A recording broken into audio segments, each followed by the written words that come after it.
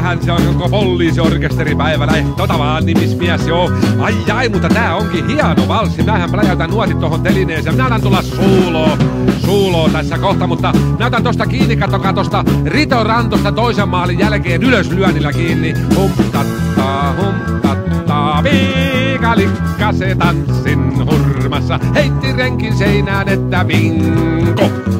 Aamulla kun me kattelee, mentiin renki vaan seinällä hinko. Ai, no, poja.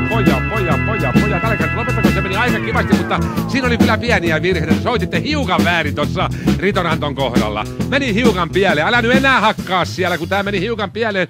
Täytyisi ottaa oikeastaan uudestaan. Soititte väärin siinä yhdessä kohtaa, muistatteko?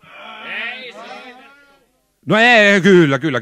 Meni kyllä. Minä huomasin heti, että meni Ritoranton kohdalla väärin, kun nimismieskin putosi ton, mikä synterisaattori takaa tonne laatteelle. Sullakin on kitara muuten väärinpäin sylissä. Vasuri, kyllä siinä nyt syitä löydetään, mutta ainoa, joka löi kompia sillä lailla, kun kuuluu, se löi rumppua niin kuin valssissa lyödään, oli rumppani. Niin, se löi ihan oikein ainoa, vaan että se istui pikkurummun päälle ja hakkas jakkaraa, mutta mitä me näistä menkää nyt hakeen, tuolla on kunnon nuotit tuolla porstuassa, niin soitetaan sen jälkeen oikein semmonen kappale, että se on sitten oikein kappale.